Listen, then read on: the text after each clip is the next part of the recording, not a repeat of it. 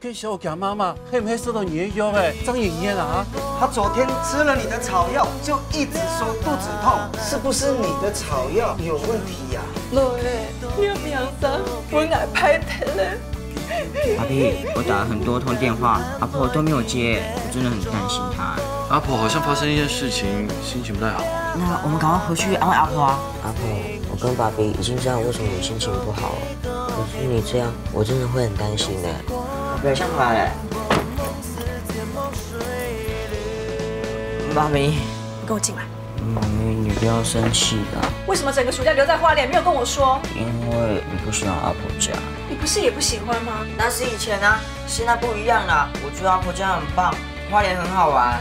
你根本就是不想去安静班上课才这么说。不是啊，我真的很喜欢这里啊。你居然还学会跟我大小声啊！你在台北是不会这样的啊，怎么才回来花莲一个暑假就变得这么处理，这么没有礼貌？